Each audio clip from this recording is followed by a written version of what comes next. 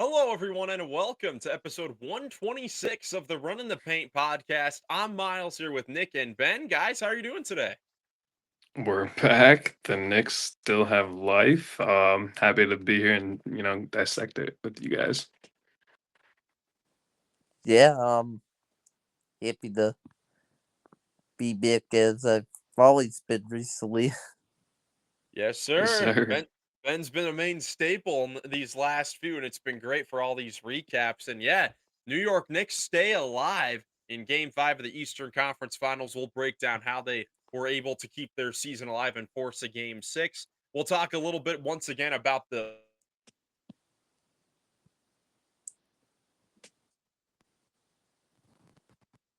on the way the Minnesota Timers hosted the NBA Finals for the first time in 13 years. But to start things,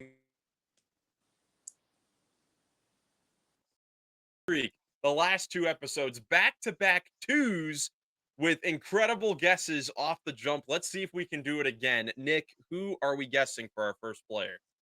Well, I'm gonna go with a guy that hopefully gives us a bit of a good hint here. Was a vet who's been around the league. I'm gonna go with Joe Ingles. Joe Ingles, an old man. Let's see what we got here. Oh my gosh, it's another old man. We're going to get another old guy. This player's in the Western Conference, not in the Northwest Division, but he's 6'8", and he's either 38 or 39 years old with a jersey number that is going to be in the double digits. We should be able to get this in two again. This is unbelievable. Does either of you guys have any guesses off the rip? Super old guys in the Western Conference. Well, let's see. That are What six about eight. Jeff Green? Jeff Green. Jeff Green, not bad. I think you know what? Jeff Green is probably pretty likely. I mean, the first player that came to mind was LeBron, but he's 40, so it's not going to be LeBron. Yeah, I it guess was first to come to my mind. Might be Jeff Green. Jeff Green. Let's see. Let's try it, Let's. man. Yeah, I agree. Let's try it. Let's see what we got, man. Jeff Green and two again. Oh yeah, Third straight podcast we get in awesome. two. Oh Getting too my easy. First guess there, Nick. All right. Wow. This podcast is peaking at the right time in these playoffs. Three Pirtles in two in a row. Unbelievable stuff, man. Well, moving on here. Let's go and talk about game 5 of the Eastern Conference Finals where again the Knicks were able to stay alive with a convincing win. 111 to 94 in Madison Square Garden to cut that Indiana series lead to 3 games to 2. And right from the jump, it was Jalen Brunson that got off to the great start. And back-to-back games where it is the first quarter of the star in this series, the star point guard. In game 4, it was Tyrese Halliburton. In this game, it was Jalen Brunson that was on fire from the start. Nick, what did you see from Brunson early in this game to really set the tone? I mean, yeah, he was just getting to his spots and knocking down every shot that he had the opportunity to take. Really just led the way for their offense in the first part of the game. And then, really, to me, the difference in this one was the Knicks' defense holding Indiana to 94 points, the lowest that they've had throughout the playoffs. And the other part for me was the fact that Indiana has come out in the third quarter and swung hard a lot of times throughout the playoffs, and the Knicks outscored them in the third quarter. There was a point in the game where it was a 15-point lead, and at the end of the second half, the Knicks got a bucket to push to 15, and then they had another bucket out of the second half to 17 and then 19. So, um, yeah, just key parts of the game that they were able to handle. Yeah, the New York Knicks definitely came out strong, which is something that hasn't been the case really in this series at all. They've been playing from behind a lot, and they were able to play a full 48 minutes of tenacious defense on that end of the floor while scoring at the on the offensive end. Of course, Brunson leading the way with the 32 points on 67% shooting. Carl Anthony Towns was fantastic. Ben, what were your thoughts on the two stars for the New York Knicks on the offensive end, really getting the job done for them? They were absolutely fantastic on that end. I think Carl Anthony Towns got to his spots well, which were mostly near the basket, I think, from what I remember. But he got in the good spots, beats the good cuts, and beats the good mid range close shots near the basket. So I like the shot selection there for Karl Anthony Towns from the game, and then Jalen Brunson. Yeah, he just did a good job of like the game settled to him, and he from the jump, got off to a hot start.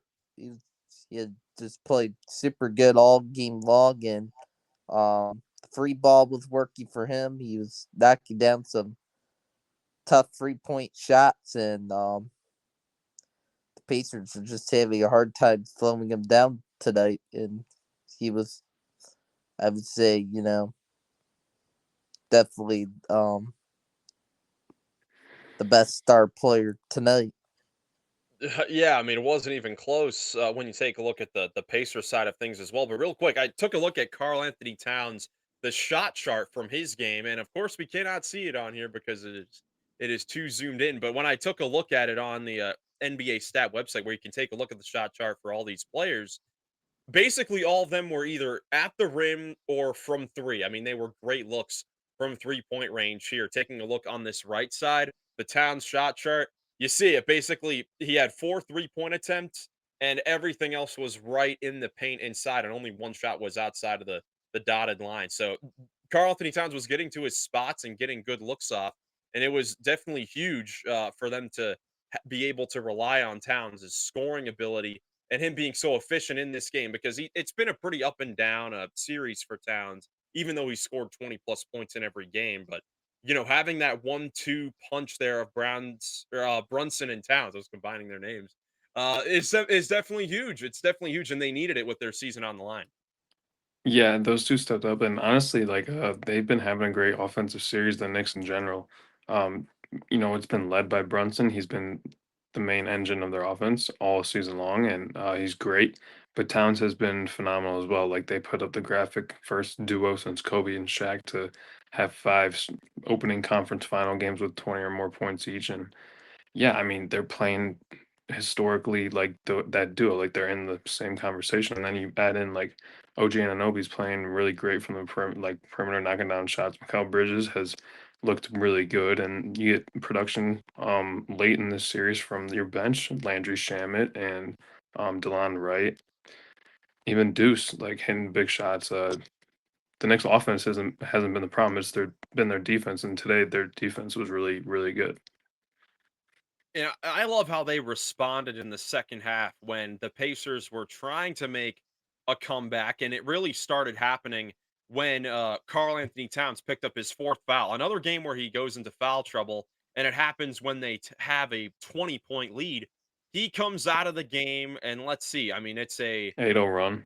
yeah, it's something like that. They cut the lead down from 20 to 12, and then the Knicks go to or the Pacers go to the hack a Mitch strategy with Mitchell Robinson in the game. He misses both free throws. Pacers come back the other end and draw another foul on Mitchell Robinson. Benedict Mathurin gets to the line. He had an incredible game. He was one of the only bright spots for Indiana in this game. But he hits the free throws. The 20-point lead gets cut in half in a 3-minute span. And Tom Thibodeau puts in Precious Achua for Mitchell Robinson, at a pretty decent time in the game. It was a little worrisome there because with Karl Anthony Towns picking up a silly fourth personal foul there in the third quarter and the Pacers going to the hack a Mitch strategy, Precious Achua being the third string option there. I mean, it really hurt. It has hurt the Knicks throughout times in these playoffs, but he came in and provided great defense. Was rebounding well, finished, an and one there. And New York goes on a 8-0 run, 10-0 run to go back up by 20 plus points and get a bunch of momentum heading to the fourth. Yeah, maybe Rick Carla was right about it too. Being a tough uh player for the Pacers to handle or something. Yeah, I was impressed the few minutes he played, and I think the next bench. I mean, with them trying out multiple different guys off the bench now when this series hits, been too bad. I mean, guys haven't, I guess, overall haven't done as bad as I expected off the bench for the Knicks and at times in this series. So yeah, I mean that's good for them. Yeah, I mean, the guys that have come off the bench with Shamit and Wright, they're, veteran players at this point that have been in a lot of big moments throughout their careers. You have another good game from Josh Hart off the bench, double double. This game definitely better than he was in game 4, where he, had another great rebounding game, but just making some bad plays, turnovers, defensive miscues. This game, I thought he was pretty solid. There were still some things, that it wasn't the most perfect game, but certainly provided that impact that you needed. I mean, everyone for the Knicks that came in provided impact and played well, unlike the Indiana Pacers. Let's talk about them, man, because for the first time in these playoffs, they had a pretty lackluster 48 minutes. This was definitely their worst performance, of the playoffs so far. And Tyrese Halliburton, who was coming off of one of the most incredible, efficient games for a point guard that you could ever have at this stage of the playoffs, comes out and only has 8 points, 2 for 7 from the field in 32 minutes of action. This is just complete opposite of what we saw in game 4. Yeah, I think almost 20 turnovers for the Pacers as a unit in this one, and it was just the Knicks' defensive pressure really that I saw able to stifle what Indiana had cooking throughout the entirety of this playoffs, and since January they've just been dominating. The Knicks came out and their defense, like I said, was the difference. But yeah, you mentioned Halliburton's numbers, just wasn't able to get going, and then Siakam didn't do much to really leave a stamp on this game, and between the other guys like Nemhard and Neesmith and Turner, those guys all need someone else to, make plays for them most of the time. Nemhard is pretty good, but the Knicks defense were just all over him and Halliburton all game. Matherin was great off the bench, but that was it. Yeah, that was really their only super solid performance in this game, and I think you do have to give a lot of credit to the Knicks playing a full court defense, kind of like the Pacers do, and just getting up into Halliburton and Nemhard and allowing, not allowing those guys to get going or get good shots up. I mean, they combined for 14 points on 5 for 15 shooting, 0 for 3 from downtown. Ben, what did you think of the way that the Pacers, overall the way that they played in this game? I wasn't too impressed. I, you know, thought they could have did better and looked like they were really hoping they could somehow come out and win Game 5, and I think they really need to because then they would have had around the same amount of rest um before a finals matchup against OKC, but no, yeah, it's just disappointing on both ends, and yeah, the 20 turnovers really hurt them. Halliburton needed to be aggressive like he was in Game 4 and not only take 7 shots. I was just shocked and really disappointed that that ended up happening with the Pacers. Somehow Obi Toppin got off more shot attempts than uh, Halliburton. Same with a few other guys. I couldn't believe that. I was shocked, and I overall wasn't too pleased with the Pacers' shot selection as a team in this game. I thought they took some dumb shots and kind of rushed things sometimes, and I was like at times, man, why are the Pacers playing slow here? I mean, they need to get back to their quick pace at times, and sometimes they're just too stagnant too offensively. That didn't help either at times. So yeah, it was just a rough game for the Pacers, but I mean, of course, MSG, it is a tough environment, and seemed like to me that tough environment was giving them a hard time in Game 5. Yeah, they did seem a little rattled throughout the game because again, they just weren't playing like the Indiana Pacers. I mean, they were playing, a stagnant offense, a lot of one-on-one basketball, with other guys taking, shots that they're not as accustomed to taking, and of course, and also turning it over. Indiana had 20 turnovers in this game, and that's something that they've been really good at doing. I mean, they've been so impressive in these playoffs at being able to play at a fast pace while also taking decent care of the basketball, not turning it over as much. This game just wasn't as much of the case, and I think a lot of that does have to do with their leader in Tyrese Halliburton, him only taking 7 shots in this game. Looking at his playoff numbers this year, in his 4, games this playoffs where he's taken 11 shots or less. He's had 4 of those games. Pacers have lost 3 of the 4 games where he's taken less than 11 shots. It's just not a great recipe when your best player is not shooting the ball, not being aggressive. Yeah, that numbers don't lie. So we'll see how he comes out in game 6. I do think that the Knicks defense does have a lot to do with it, but Tyrese Halliburton, when you get to this point as the star player, there has to be a switch that gets flipped where, all right, my teammates need me to shoot the ball more, make a play for myself a little bit more. He's got to go do it. I mean, he's gotten to this point a lot because of his teammates, but also because of the incredible moments that he has had himself individually throughout this playoffs. The moment is there for this Pacers team to go out and grab it. I mean, there is not I don't think there's ever going to be a better chance for this Pacers team to go on a long run than right now. So they got to take advantage, of course, and they have so far, but he's got to be the leader of that, because when he struggles, everyone else really does as well. Mathurin has 23 points in 25 minutes, but other than that, Siakam didn't have an efficient game. Obi Toppin had 11 points, but he was a minus 26. Really, no other standout performances in this game for Indiana. And just a great overall win for the New York Knicks. No, yeah, I mean you're absolutely right. I think that's the conversation Tyrese Halliburton's going to be having with those coaches. Is just we go with you, and I couldn't have said it better. So now looking ahead to game 6 of this series, going back to Indianapolis on Saturday, 8 o'clock on TNT. This is going to be a huge game. This is obviously the biggest game of the series because now Indiana just had, they had a little bit of a cushion, right? Having a 3-1 lead, 3 games to win one. But now you lose game 5 at on the road, of course.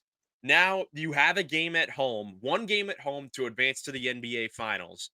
This is the Pacers game 7 in a lot of eyes. I mean, I think the Pacers can still win this series if it does go to a game 7, but you obviously don't want it to get to that point. Ben, you mentioned earlier about wanting to get similar rest to Oklahoma City, who is going to have more than a week before game 1 of the finals next Thursday.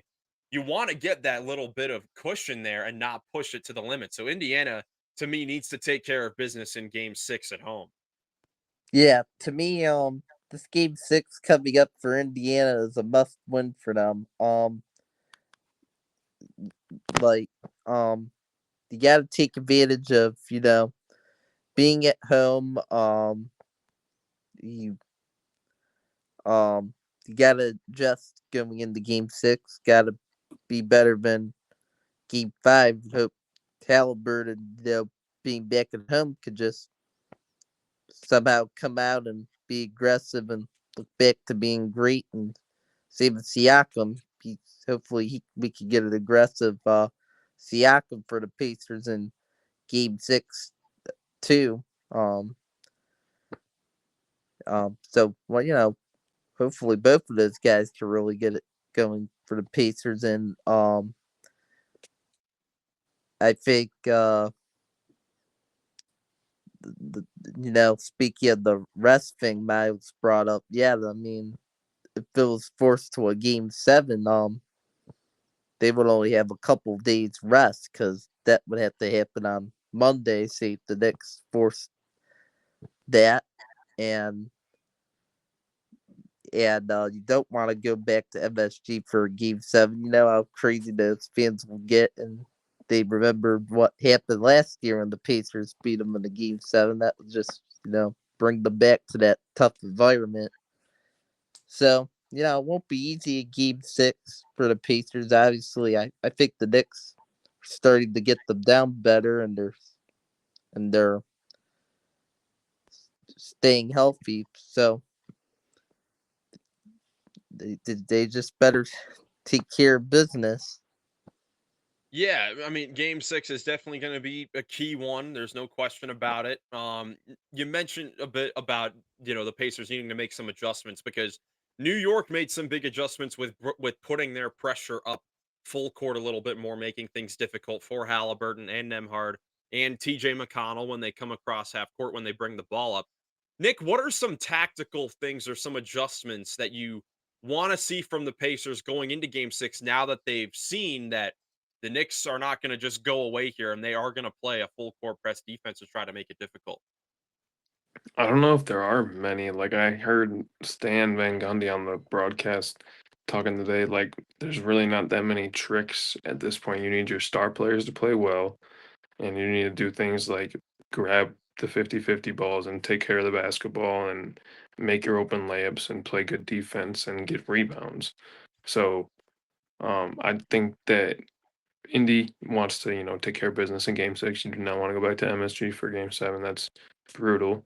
And what they need to be focused on is like being at a level that New York can't match from the gates and then sustaining that for 48 minutes because that's the way that you've won the previous 3 games in this series is just um, playing your game better than New York can like match it at. Yeah, I So mean, I think Tyrese needs to cook and Siakam, they just need to be moving the ball and playing their style.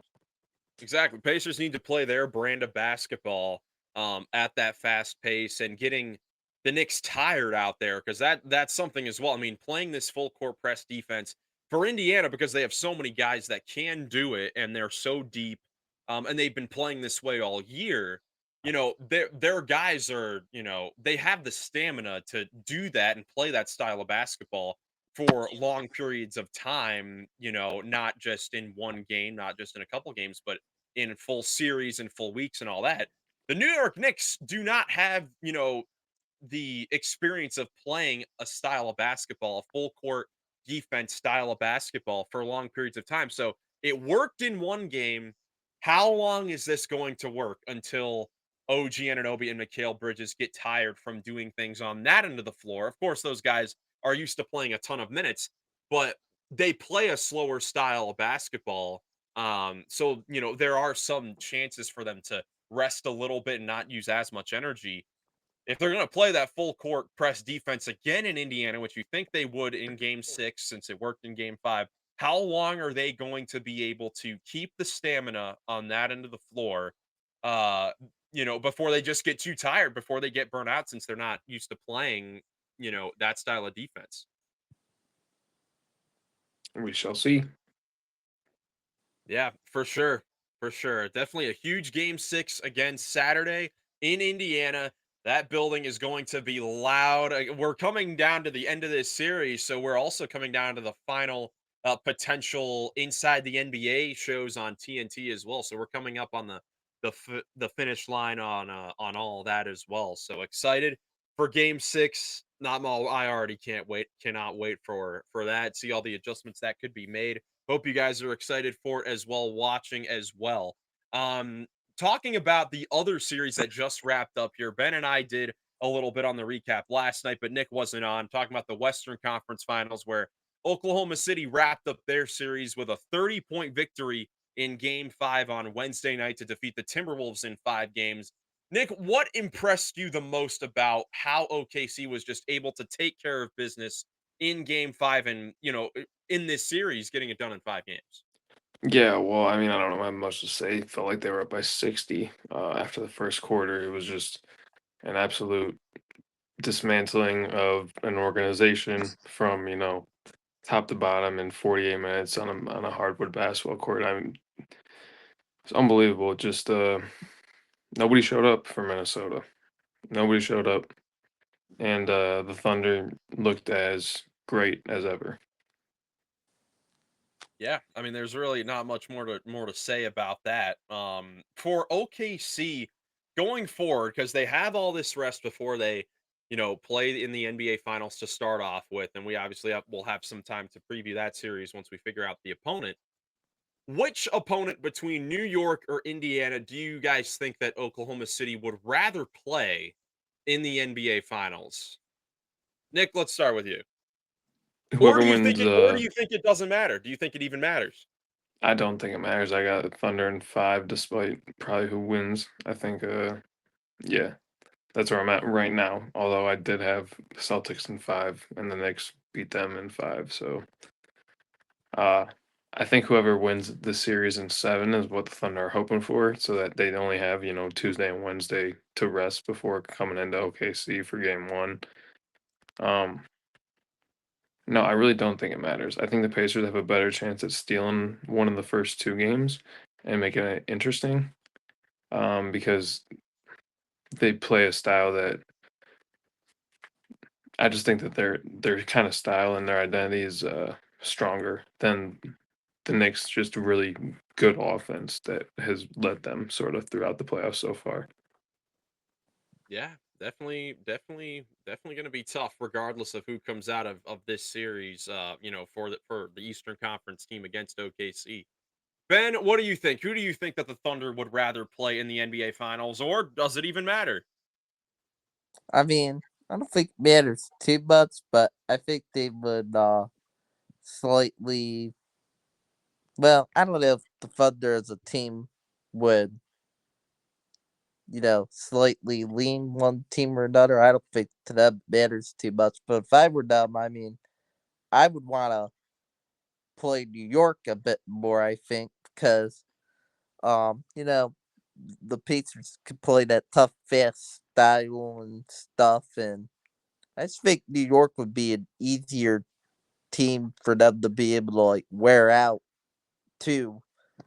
Um, and I think the Thunder can figure them out more, just easier than Indiana. But I don't think OKC would have two of the time against either team. I would like their chances against either team, whoever they play in the finals. Yeah, to me, it doesn't really matter a whole, lot either. I mean, I think there your positives and negatives to both. I mean, New York, if they were to go to the finals, they'd have to come back from down 3-1 and really fight super hard to come back and win that series. And emotionally, they'd have to find a way to, come off of that series, immediately lock back in for an NBA Finals matchup against the best team in the league. And then, of course, Indiana, I mean, they play similar style defensively to OKC with tough defense, but I think the Thunder could definitely lock in on that. And Indiana doesn't have as much star power as New York Right. does, so I think there are positives and negatives to both. But yeah, I don't think it really matters too much. But I guess they would probably rather play New York because of that reason, that they would have to come back and be exhausted after coming back and winning this series if they were able to. But at the end of the day, I don't think it matters too much. Is there a matchup that you guys would prefer to see as a fan between the Pacers or the Knicks against OKC? I would prefer to play the Pacers just because, I mean, we see what the Pacers have done in these playoffs. They've been, overall super good at these playoffs, and they have surprised us multiple times in these playoffs, and they backed up the Cavs, who were super good. I thought, the Cavs were going to play the Thunder in the finals during the regular season and into the postseason, and they just completely shocked the Cavs. So I think, Indiana would have a better chance at just making the series more interesting, um and I think uh they would do better against the Thunder than the Knicks would. Patriots could surprise us against the Thunder. Who knows? But that's what I would like to see really, and it'd be cool to see two small market teams, the Pacers hold on, get all the attention in the finals. Yeah, absolutely. Nick, what would you like to see? I'd rather see New York so they get swept in 4, and I can watch the Knicks Yeah. lose 4 straight and go home. Yeah, I mean, I think I would probably rather see Pacers Thunder because the small market love I think would be great. And, honestly, we haven't talked about it a whole lot on this podcast about the horrible coverage on ESPN throughout these playoffs about the Ugh. playoffs in general. And it is so bad. Oh, I mean, I want to see them, I want to see ESPN have to talk about these two small market teams, in these finals to finally give small markets the respect, at making it to this level. I guess the only reason I would want to see Knicks Thunder is because that's probably the greatest combination of home court crowds that you could get in the league with Yeah. MSG and those crazy OKC fans. But either way, OKC definitely looking good after their Western Conference Finals against Minnesota, wrapping it up in 5 games. Yeah, excited to see what happens in Game 6 of the Eastern Conference Finals as well. But moving away from the conference finals here, we've got a game here before we wrap things up. Because of the playoffs, it's been a while since we've done an actual game. And we're going to do a good old classic Guess the Stat Line NBA Playoff Edition. So Let's we've do it. got so we've got 10 stat lines, 10 averages from throughout the postseason, 3 multiple choice answer options for you guys, and whoever has the most wins something. Wins this year's guess the stat line playoff.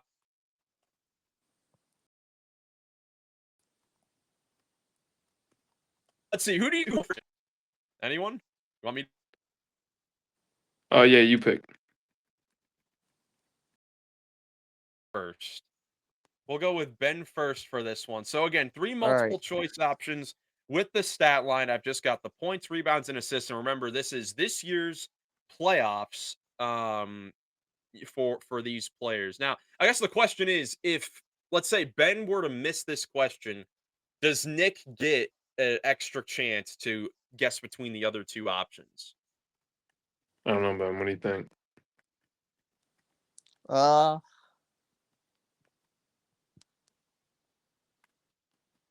See, we got to pick something. I guess that's fine. All right, Okay. all right. So we get a rebuttal if there's a missed question. So here we go. First stat line for Big Ben over here.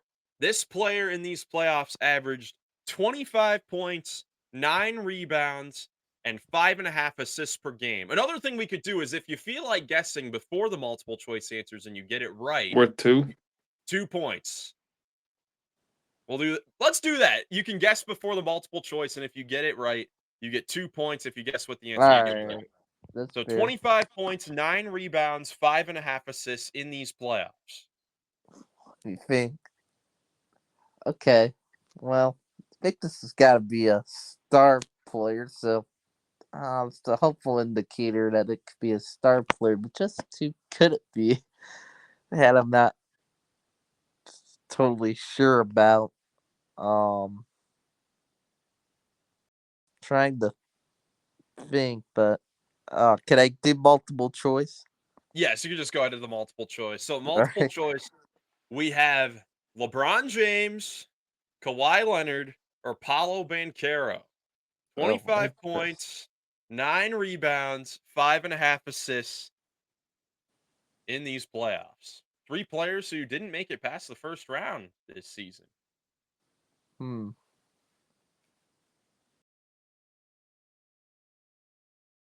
I don't know. Is it LeBron? Yes, it is. Oh Ben yeah. Ben What gets helped me there LeBron. was the assist. Like I know LeBron could dish out some assists. Let's go. Okay. So Ben on the board with the first one. Let's see if Nick can respond here with stat line number 2. 21.5 points, 6 rebounds, and 5 assists. I'll take the hint. All right, you want the multiple choice. All right.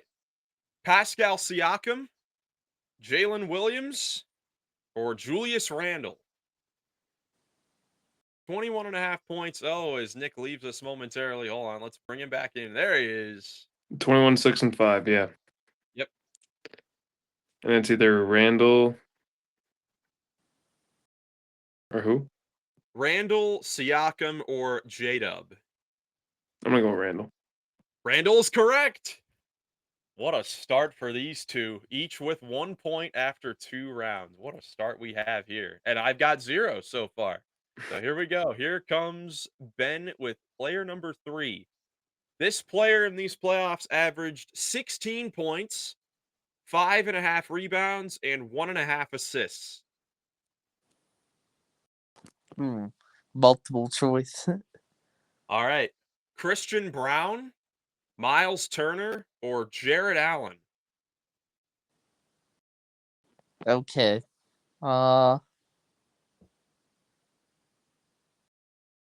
Jeez, okay.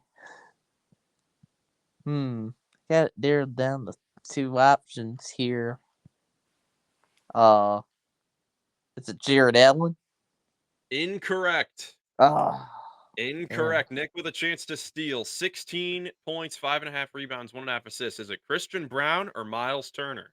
I'm gonna go Christian Brown. Incorrect. And I get a point for it Oh, being no. I knew it was one of those 2 bigs. Miles Turner. Yep. Oh, that's the crazy thing. Miles Turner only 5 rebounds per game. Okay, that's kind of a tricky one. All Yeah, right. it was. All right. Well, now it goes back to Nick for player number 4. This player averaged 9.5 points, 4 rebounds, and 4 assists per game in the playoffs.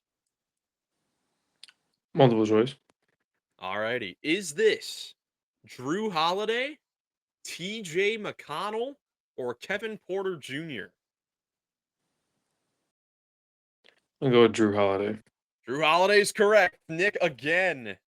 So Nick takes a 2-1 lead after 4 rounds. Now we go back to Big Ben for player number 5. This player in the playoffs, 29.5 points, 5 rebounds, and 4 assists.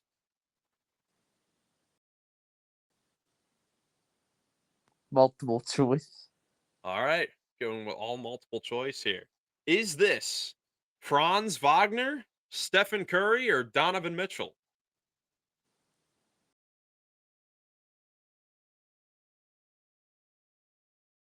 Is it Donovan Mitchell? It is Donovan Mitchell. Ben Yes. ties it up. I would have got Go. 2 for that. Nick says he would have gotten 2 for that. Man. All right, so 5 rounds in. Ben and Nick are tied at 2, and I've got a remaining point here. Moving on to player number 6. So here we go for Nick. This player averaged 19 points, 4 rebounds, and 4.5 assists Multiple in the choice. playoffs. Is this J-Dub? Again, another option once again. Derek White or Fred VanVleet? 19, 4, and 4. Yep.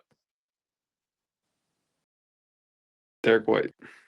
Incorrect. Ben, a chance to steal. 19, 4, and 4. Is this J-Dub or Fred VanVleet? I'm going with J-Dub. Incorrect. Yeah. Freddie. Wow. Fred- What's Fred? Wow. Fred VanVleet averaged 19, I'm surprised 4, by and that. 4. Yep. Wow. All of us with 2. Incredible stuff here. Moving on to the final 4 players here. Final 4 players. Let's see if anyone can gain an edge here. Ben, back at it again. This player, 16 points, 5 rebounds, 3 assists. Multiple choice. All righty. Is this OG Anunoby, Mikal Bridges, couple Knicks, or Jaden McDaniels? 16, 5, and 3. 16, 5, and 3. All right. Wait, it's tricky. This might be the trickiest one. Oh boy. Gotta guess somebody. See if Ben can pull it out.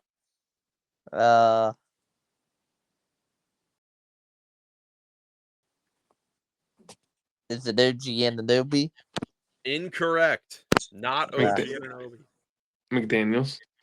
Not McDaniels. Wow. No. Mikal Bridges, averaging 16, 5, and 3. Wow, somehow in a wild state of affairs, I have taken the lead. 3-2. All right, 3 more to go here. Now we're back on Nick. This guy in the playoffs, 8 points, 8.5 rebounds, 1 assist.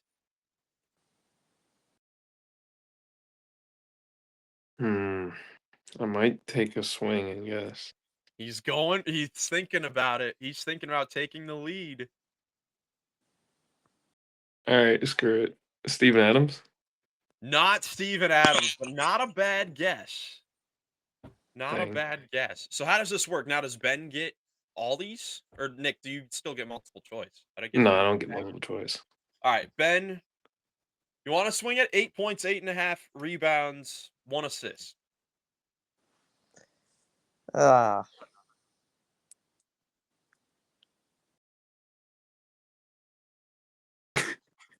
I know this is 8 points, 8.5 rebounds, and 1 should do assist. the multiple choice.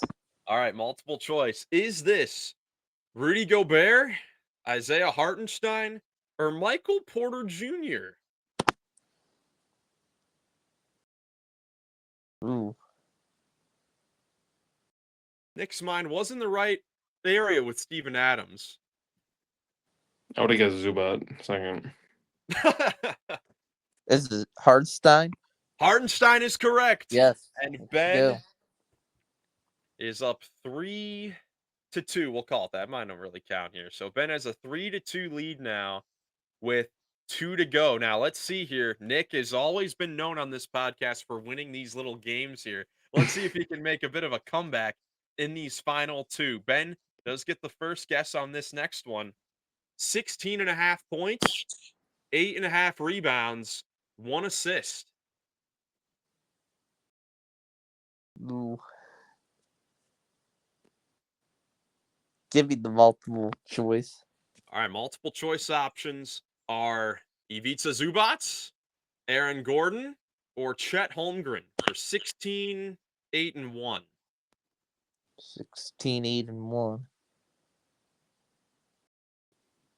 So it's Zubac, Chet, and who else? Aaron Gordon. Aaron Gordon. Okay. Jeez. Is it Chet? It is Chet, and Ben Yes. clinches the victory here. What with if I get a a 2 and 3-2 tie I need it? it lead. from their bigs well. Oh, yeah, All right. no, that's true. Yeah, Nick will have a shot in the dark here to try and I tie got a this up. shot in the right. dark. Oh, yeah. Oh, my goodness. All right, here we go. Nick right. has to guess this without multiple choice in order to get this. Let's see if he can do it. 12 points, 6 rebounds, 4 assists. Bit of an all-around player in these playoffs. Can he get it with this shot in the dark? Um,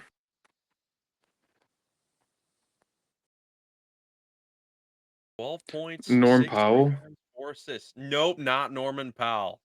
He had Not kind of a Norman. lower usage in the playoffs, so Yeah, that is true. So now I guess it goes over to Ben. We'll finish it out here, Ben. Multiple choice. All right, multiple choice options are Brandon Pajemski, Russell Westbrook, and Max Strus. I was gonna guess Russ. 12.6 rebounds, 4 assists. I could have got Russ. If it's Russ. If it was even Russ, that would have made it more heartbreaking if it. Yeah.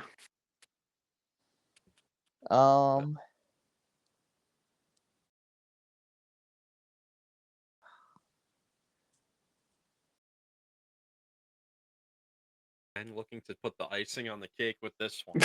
I am. It's kind of tricky.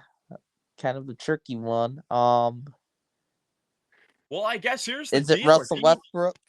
It is not Russell Westbrook. Thank So goodness. here's the deal here. So now I have 4. So technically, Ben and I are both tied.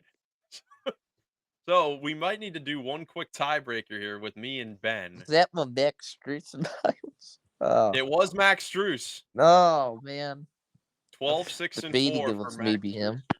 I can't Yeah. look anything up. He's trying to look something up. I can't Oh look my. anything up. Oh, that's right, because of yeah. Alrighty, let's do. I'll do one quick tiebreaker here. I'm coming up with this one on the fly. All right, so here we go. Ben will get the first shot because obviously this is the tiebreaker. All right, so this player in the playoffs averaged 22 and a half points, 5 rebounds, and 5 assists. Is this Steph Curry, Jimmy Butler, or Jamal Murray? 22, 5, and 5.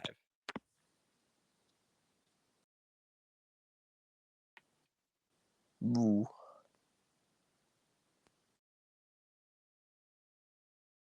22, I'll 5, give and 5. Jamal Murray. Jamal Murray, incorrect. It was Steph Curry. So Oh, that what stuff?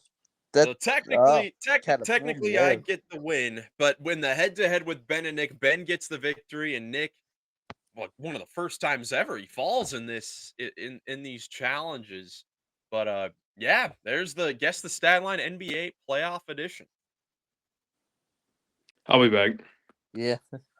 Nick will be back better than Wrong. ever for next time. Just like this podcast will after game 6 of the Eastern Conference Finals on Saturday. Excited for that game. Cannot wait for it to cover it again. Hopefully, we get another competitive one because it has been a little bit since we've had a close finish in these playoff games. So hopefully, we get another one. Guys, I think that's it for us here. Do you have anything else before we get out of here? No, I think that's a wrap. Nope. All right. Then let's bolt on into this weekend and have a good one. If you guys enjoyed this video, leave a like, subscribe for more NBA postseason content. Hope you guys have a great rest of your day, and we will catch you in the next one. Peace. So.